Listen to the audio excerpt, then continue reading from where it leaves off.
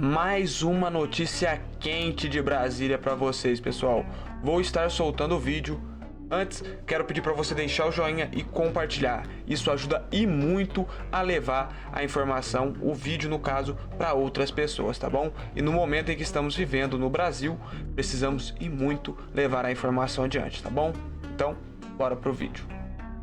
A CIA é acusada de interferir nas eleições brasileiras. Eu sou André Marcília, advogado e professor de Direito Constitucional. Olha, os fatos que vieram hoje à tona pelo Michael Benz, que é ex-funcionário do Departamento de Estado norte-americano e que prestou esclarecimentos a uma comissão aqui do Congresso do Brasil, essas informações, essas declarações são estarrecedoras. É uma completa loucura o que nós ouvimos. Se isso for verdade, parece que é, porque qual é a razão que ele tem para não falar a verdade? E agora, claro, ele vai ter de apresentar provas, vai apresentar documentos. Eu imagino que o parlamento vai cobrar esses documentos, e tem de cobrar, inclusive talvez abrindo aqui uma CPI, formalizando uma investigação, porque é óbvio que as nossas autoridades não vão investigar nada, embora isso seja crime, prevaricação. Quando você tem notícia de um ilícito e não investiga, sendo uma autoridade pública, você comete prevaricação. Mas a gente sabe que ninguém está nem aí aqui no Brasil, as autoridades públicas, os nossos tribunais, o nosso governo, ninguém vai investigar, que o parlamento faça.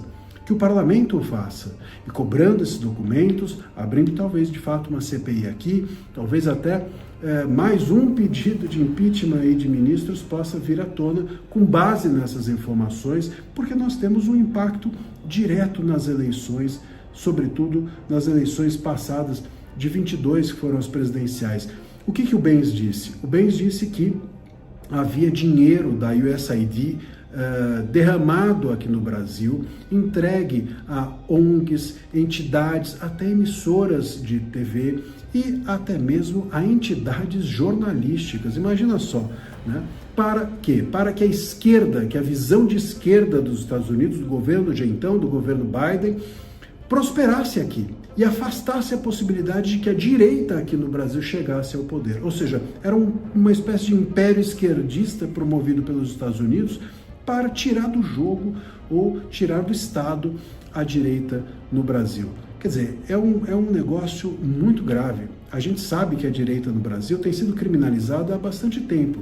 Agora, ela sequer poder participar, ela receber um impacto internacional desse, com dinheiro investido aqui, é muito grave. E é incrível que hoje, a mesma esquerda que passa o dia e a noite dizendo que o Trump impor sanções, que o Trump impor tarifas, que é uma influência na nossa soberania, que é um impacto, um atentado à nossa soberania, essas mesmas pessoas não estão falando nada.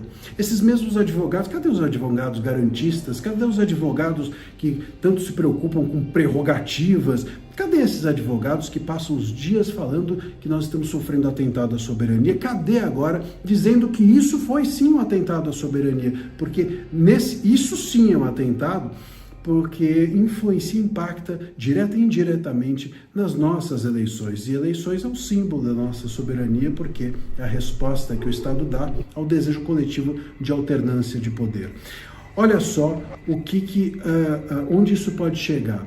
Se agências de checagem, entidades, ONGs, emissoras, enfim, pessoas que se comunicavam com o povo, recebiam dinheiro da esquerda dos Estados Unidos para impactar desfavoravelmente a candidaturas de direita, durante inclusive as eleições, isso pode ter sido realmente uma bomba.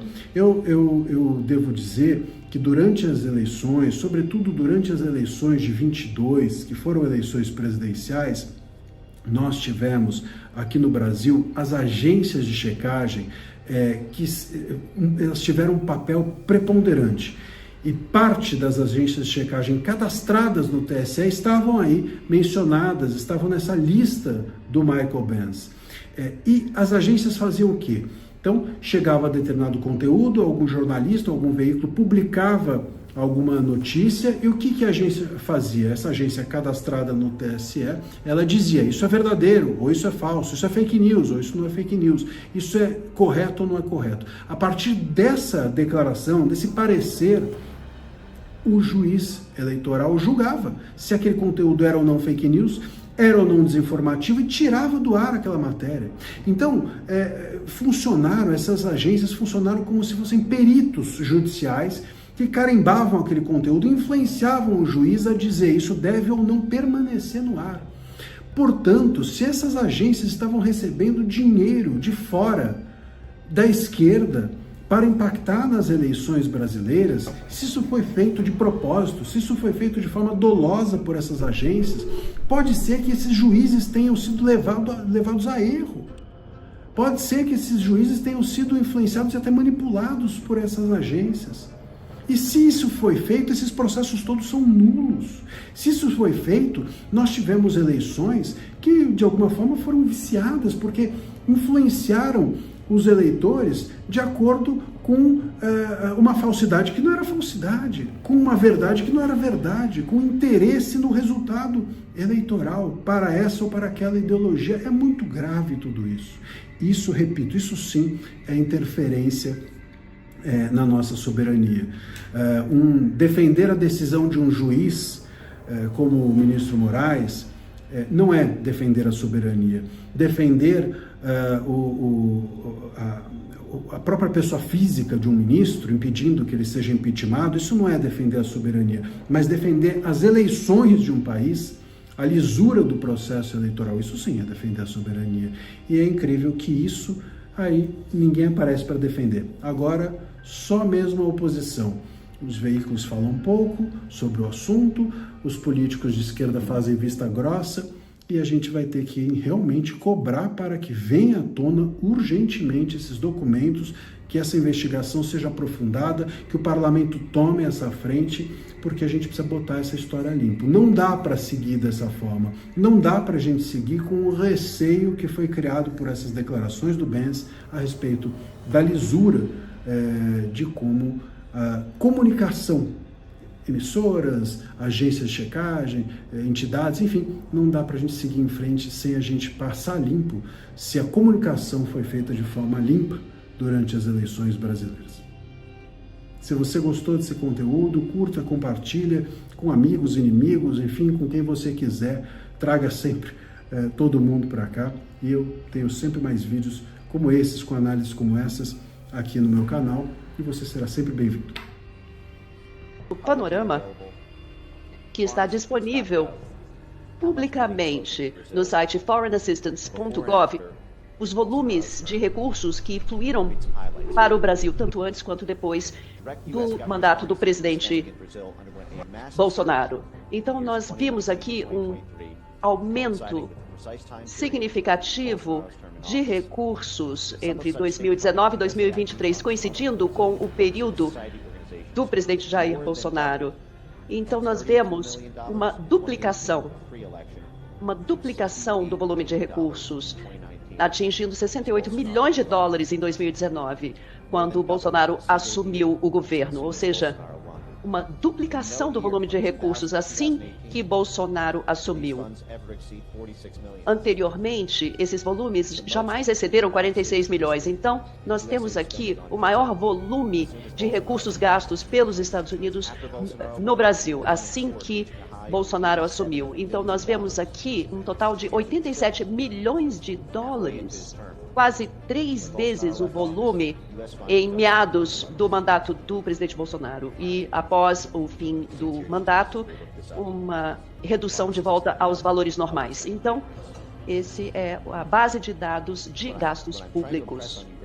Então, o que eu estou tentando enfatizar aqui é que não é que o governo americano acreditava que, quando o Bolsonaro ganhou a eleição, que o Brasil precisava de 3 vezes o volume de ajuda. Não é isso. O que foi feito é 3 vezes o volume de recursos foram gastos para desenvolver os recursos, os ativos que seriam utilizados para atacar o governo. Antes de continuar esse relato, eu gostaria de colocar alguns fatos conforme reportados antes que eu passasse a adicionar meus próprios relatos. Então é bem conhecido que a administração do presidente Biden interferiu na política brasileira. E na primeira declaração conjunta entre presidente Biden e presidente Lula, em fevereiro de 2023, vemos aqui uma discussão da relação entre Brasil e Estados Unidos. Mas talvez o público não tenha reparado que eles reafirmaram a intenção de reforçar a resiliência social contra a desinformação. E aí nós temos o presidente americano prometendo ajudar um governo estrangeiro a controlar suas fontes de informação. Então, aqui na estratégia integrada do Departamento de Estado para o Brasil, um documento público publicado 5 meses antes da última eleição brasileira, destacando aqui a desinformação em mídias sociais como algo que o Departamento de Estado americano e o USAID iriam proporcionar recursos, volumes para capacitação, o que significa treinar, prover recursos, fortalecer como instrumento, capacitar, instrumentalizar por parte do governo americano.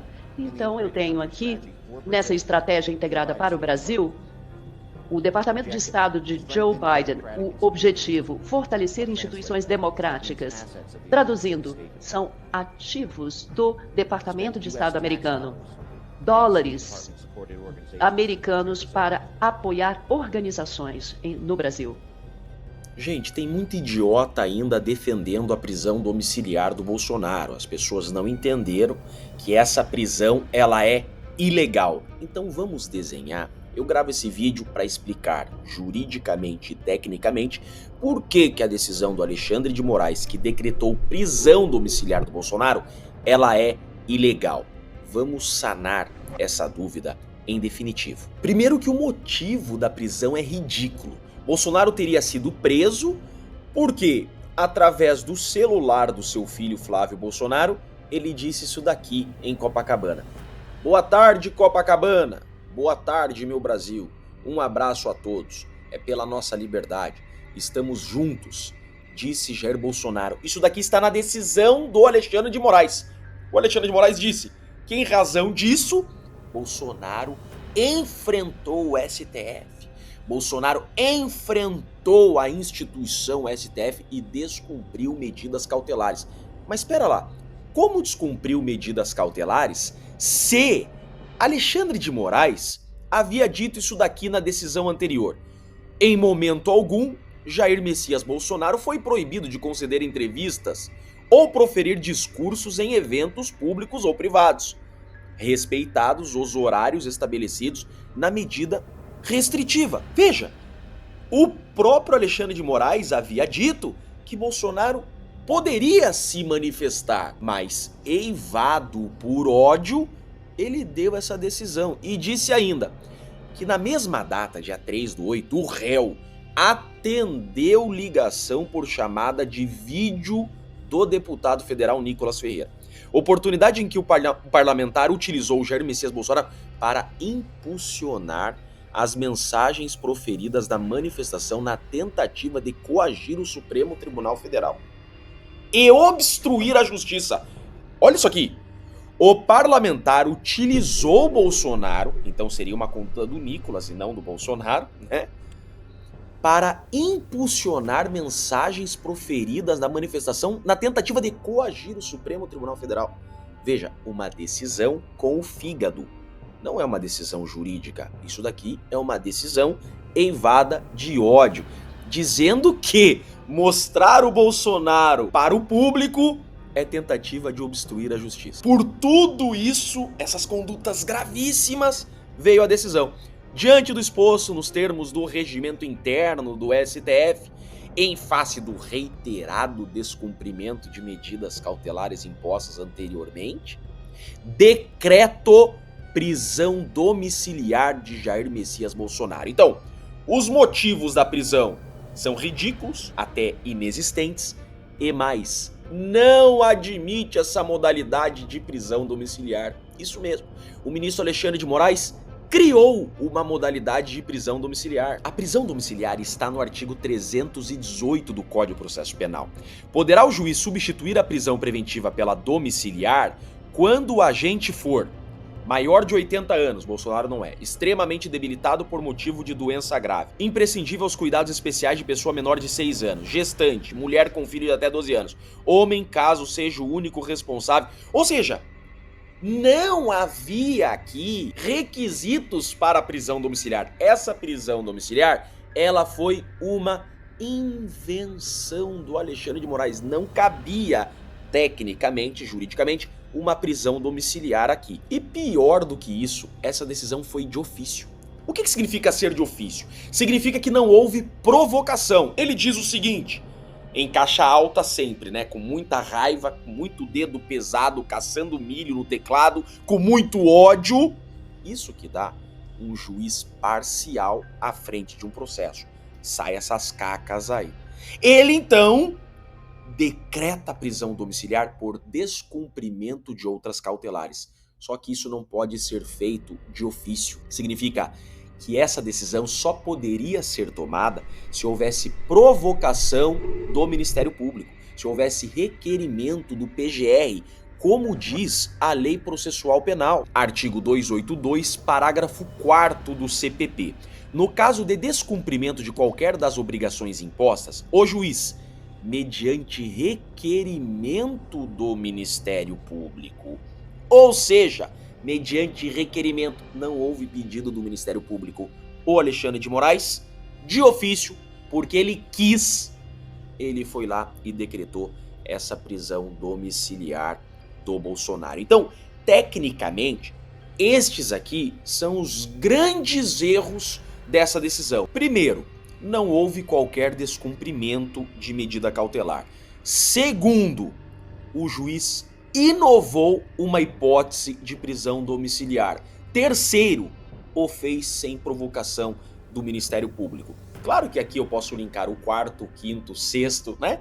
Sequer existe crime, não teve tentativa de golpe, tudo aquilo que vocês já sabem. Não teve tentativa de golpe, a competência não é do STF. Para além de tudo aquilo, eu queria mostrar isso daqui também para vocês, esses grandes erros dessa decisão. Mas aproveitando o momento, eu convido você para participar da minha comunidade. Se você, assim como eu, não vai se curvar à ditadura, ao totalitarismo, eu te convido a fazer parte desse exército contra esse sistema. Vamos lutar contra esse sistema com inteligência e estratégia. Venha fazer parte da minha comunidade www.chiquini.com.br. É simples, aqui está também o QR Code que você pode apontar o seu celular e vamos juntos lutar e vencer com estratégia esse sistema. Eu sou Jeffrey Chiquini e deixo aqui um grande e forte abraço a todos. Nós estamos vendo um indivíduo sem antecedentes criminais, cuja a checagem de antecedência do sujeito é o que é a opinião política dele. E se o sujeito criticou o mandatário do Brasil, Lula da Silva, vai em cana. Você quer continuar, então, a partir do esclarecimento de quem é Eukiko Kuwahara, quem é, o que foram essas certidões positivas e negativas? Porque eu acho que não ficou claro para o público isso, né? O público está entendendo ainda. Muita gente não leu a reportagem, então estou tentando explicar aqui de forma um pouco didática, né? Que as pessoas foram presas todas, cercadas pelo Exército, emboscadas pelo Exército Brasileiro, em 8 e 9 de janeiro. Depois foram todas presas de forma completamente arbitrária, pessoas presas e enviadas a um campo de concentração de forma arbitrária, e a partir daí essa polícia secreta informal do Alexandre começou a selecionar quem seria preso e quem poderia ser solto com base em certidões, obtendo dados da utilização das redes sociais dessas pessoas, se elas eram apoiadoras do Bolsonaro ou contra o Lula ou coisa do tipo, e isso gerou certidões positivas que manteriam a pessoa presa ou certidões negativas que dariam a possibilidade das pessoas serem soltas, isso ali numa orquestração por ordem do Alexandre de Moraes, entre a Cristina Eukiko Kuwahara e o Eduardo Talhaferro. Está correto esse resumo, mais ou menos, da história? Eli? Tá correto. O que eu acho importante esclarecer é que já estavam detidos, né? Detenção em flagrante por estarem lá, né? Embora o próprio exército tenha dito sobre o 9 de janeiro que as pessoas tinham liberdade de expressão de estar lá. Então era decisão, processo decisório no contexto das audiências de custódia, tá? Presididos ali pelos juízes auxiliares ao Alexandre, como o Ayrton Vieira, e era conversão de detenções em prisão preventiva. Então é isso que está sendo decidido ali. Então, então você tinha a face pública e a face oculta desse processo decisório. A face pública era a audiência de custódia, que é uma obrigação legal. Tem até, embora o prazo tenha sido rompido também, porque o máximo é 24 horas e demorou ali uns 22 dias para fazer todo mundo. E, enfim, então já tinha ilegalidades. E a face oculta é essa produção de certidões. Então, o que é uma certidão? Um funcionário público emite para você quando quer certificar de alguma coisa, se você tem dívidas ou não tem dívidas, se você prestou serviço militar ou não prestou, então se você recebe um certificado ou uma certidão. Então eles estão ali certificando alguma coisa, e ficou na minha memória a reação de um advogado, a nossa reportagem, o que eles estavam certificando exatamente? Aí é algo vago porque não podiam dizer, estamos nos certificando de que essas pessoas são bolsonaristas. Estamos nos certificando de que elas têm este lado político. Então, eu tenho aqui até aberto no meu computador o modelo mandado pela Cristina e o Kiko Kuzahara para o grupo. Tá? Então, foi o próprio Tagliaferro que pediu, isso era à tarde do dia 13 de janeiro, quando o grupo estava recém-aberto, ele falou, você quer certidões? Me manda o modelo, então, de como você quer elas. Então, no topo está PET 10820, audiência, que é o inquérito lá. Como é que chama, David? PET é a petição, né? Isso, ela é um apenso, né? Um apenso no processo. Existe toda uma estratégia por trás disso, mas a gente pode falar isso em outra ocasião, em mais detalhes. A PET é uma gambiarra jurídica do Alexandre para incluir tudo debaixo do mesmo inquérito e continuar ele como juiz. Né? É um subinquérito dentro do inquérito dele mesmo, que é uma gambiarra jurídica para que ele tenha controle absoluto sobre tudo. Obrigado. Ela pede ocorrência sobre o custodiado. Tá? Isso. Exato. Então eles começaram a triar as pessoas que já estavam presas pelo 8 de janeiro e pelo 9 de janeiro. Como eu disse, muitas pessoas apenas porque estavam no lugar errado, na hora errada. E, segundo o Kiko, a Cristina, em tese, o que seria feito é soltar todo mundo. Então eles dizem lá, olha, nós vamos soltar todo mundo, mas para poder soltar a gente quer ver as redes sociais. A justificativa oficial do STF é que eles esperaram, demorou esses 22 dias até para poder fazer a audiência de custódia, porque era muita gente.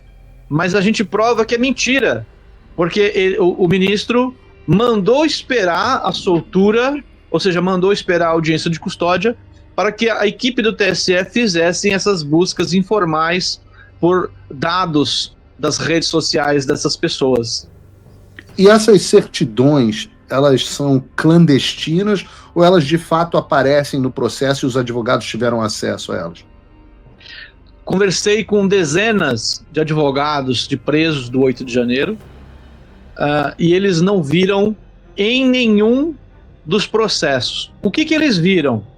Exemplo, no caso do Ademir Domingos, eles encontraram uma publicação na rede social e a justificativa para que ele fosse carimbado, né? Ele recebe um carimbo como positivo, ou seja, como antidemocrático. Então, quando a gente falar de positivo, nós estamos falando de uma pessoa que foi identificada como golpista ou como antidemocrático, ok?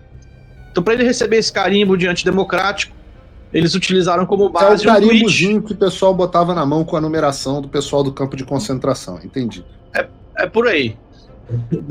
Eu não gosto muito de utilizar exemplos nazistas, mas é como se fosse uma marca nesse estilo. E essas pessoas, então, no caso do Ademir... Se preferir, eu boto de uma gulag. Se você preferir o exemplo da Gulag, eu uso Gulag. Melhor. Ele foi, então, rotulado como antidemocrático por causa de uma publicação na rede social que ele criticava o Lula em 2018. Como eu disse, ele não é bolsonarista. uma publicação com 0 visualizações, 0 curtidas, um perfil com 0 seguidores, um perfil crítico ao Jair Bolsonaro, mas ele também era crítico ao Lula, ele dizia, cadê na Gleisi Hoffmann e cadê no Lula? E aí, qual que é a justificativa? Obrigado por colocar na tela. Estou botando aí na tela uma certidão para que a gente veja do que a gente está falando, né? Exato. Então, o que é um exemplo dessa certidão, porque a gente está vendo a produção da documentação real, está aqui, certidão Tribunal Superior Eleitoral, com a postagem dos sujeitos, detalhamento biográfico do cara, informações com base na Receita Federal, uma devassa na vida do cara, e a publicação de postagens de cunho político, ou seja, para as pessoas entenderem o que nós estamos vivendo no Brasil, o que nós vivemos nesse momento, para ninguém dizer que não há perseguição política no Brasil. Nós estamos vendo um indivíduo sem antecedentes criminais, cuja a checagem de antecedência do sujeito é o que é a opinião política dele. E se o sujeito criticou o mandatário do Brasil, Lula da Silva, vai em cana. Em cana, isso é um tribunal essencialmente político. As pessoas precisam entender a gravidade do que a gente está vivendo. Isso não é graças a essa brilhante reportagem do David, do Eli e do Michael, a gente está vendo a vida como ela é. A prova para você que está em casa pregar na cara daquele seu amigo que diz que não, que o devido processo legal foi respeitado. Essa certidão que a gente está colocando aqui na tela, bota de novo para a gente, Bruno, por favor. Essa é uma certidão clandestina. Uma certidão que não consta nos processos e que só foi possível de ser obtida graças ao material vazado da assessoria do Alexandre de Moraes.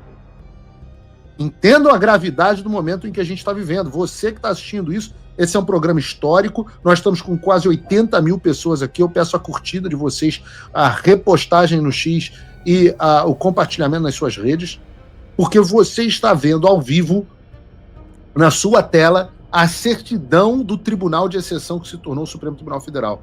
Isso aqui, este documento, bastaria para o impeachment do Alexandre de Moraes, que hoje está nos jornais, que já consta com 40 assinaturas. Falta só o desgraçado, por exemplo, do Romário assinar, que está preocupado em jogar futebol, em relembrar os grandes tempos dele da seleção de 94. Ótimo, maravilhas, renuncie e participe de podcast e assine, cumpra a sua obrigação. Você foi eleito com o apoio do presidente Bolsonaro. Cumpra a sua obrigação e assine o impeachment deste criminoso. Isso aqui que a gente está vendo na tela é criminoso. É uma conspiração de tiranos para perseguição política de opositores. Isso, você que não acredita em teoria da conspiração, você está vivenciando a documentação de uma conspiração na sua tela. E essas certidões foram validadas, né? Essas são as certidões que eu queria voltar nesse assunto da validação dessas certidões. Eu só queria destacar, Paulo, qual que é a justificativa, né? Então, qual que é o carimbo que foi dado? A gente pode ler aí na letrinha miúda na sua tela aí. Diz o seguinte: perfil pessoal no Twitter com postagens antigas, ou seja, eles sabem que são postagens antigas, que exprimem aversão a Lula e ao Partido dos Trabalhadores.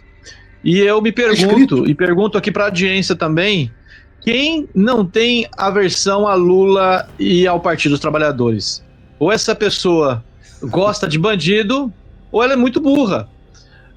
Então, obviamente que qualquer cidadão de bem no Brasil vai ter aversão ao Lula e ao Partido dos Trabalhadores.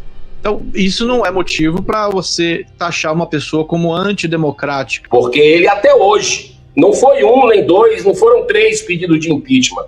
Foram 30 do Alexandre de Moraes, é o campeão disparado, e ele nunca assinou, né? Então a gente está vendo uma oposição ali, assim, se esforçando ao máximo, e ele, que é próximo do presidente Bolsonaro, está sendo massacrado.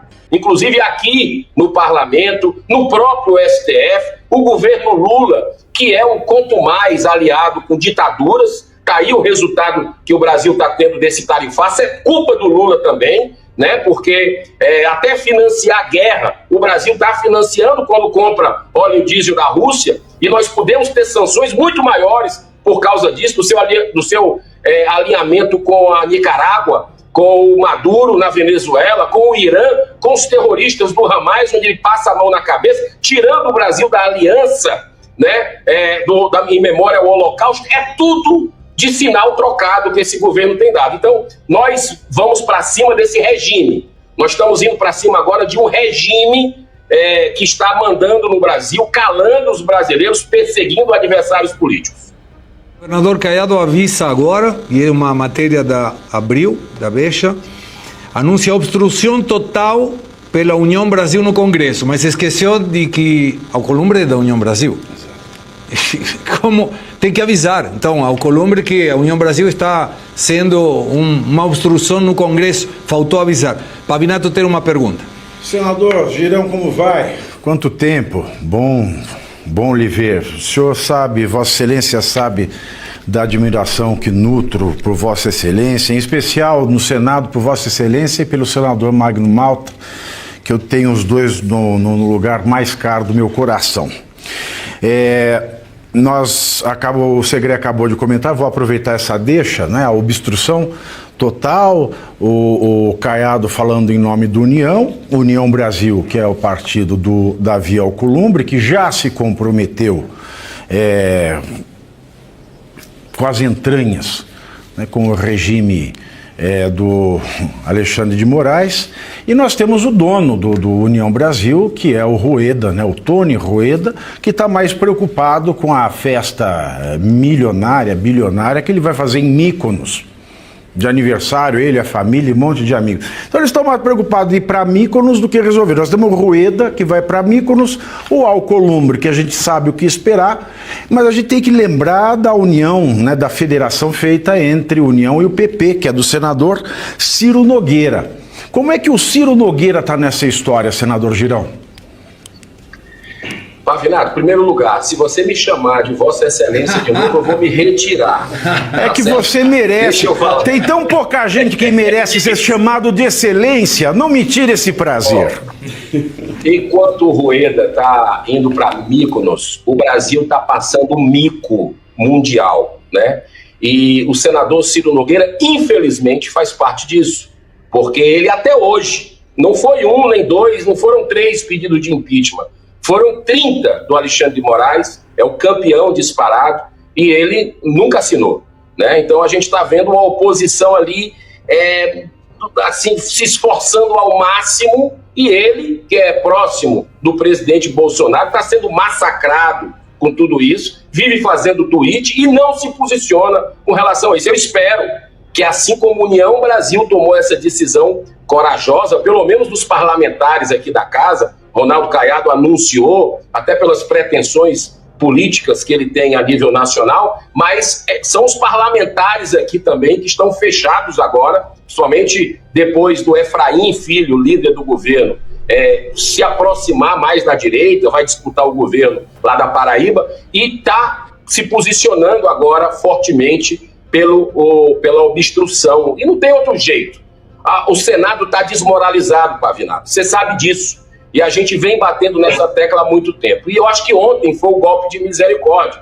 Você colocar, sem nenhuma denúncia e sem nenhum ainda nada de processo, né, de condenação, um senador da República, cheio já de medidas, colocar uma tornozeleira eletrônica, e um ex-presidente da República, né, que também não tem nada de corrupção, e a mesma coisa do Marcos Duval, né, do senador, você colocar uma prisão domiciliar da maneira como foi feita, isso não existe em nenhum lugar do mundo.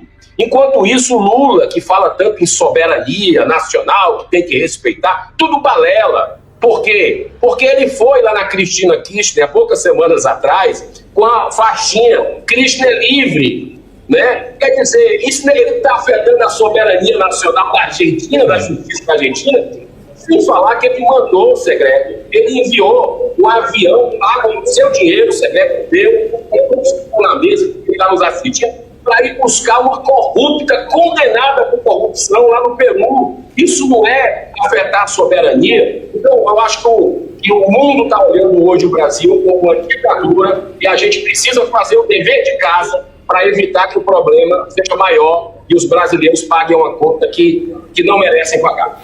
Senador, eu faço as minhas as palavras do Pavinato, eu sinto uma enorme admiração pelo seu trabalho, então não vou te chamar de Vossa Excelência para você não brigar comigo também. Chama de lindo, chama de lindo. Não, também não. Você sabe que tem gente perguntando aí, defendendo e apoiando o que você está dizendo. Eu vim hoje de vermelho precisamente como uma maneira de me opor ao que está acontecendo no Brasil. Eu não quero usar o vermelho, não quero que o vermelho esteja na nossa bandeira e agradeço muito. Por favor, não desistam. Vocês são uma linha de resistência que nós precisamos. Não desistam e contam com a Faroeste Brasileira e com a Revista Oeste para qualquer coisa que vocês precisem divulgar com muita humildade à população brasileira. Senador, muito obrigado pelo seu tempo.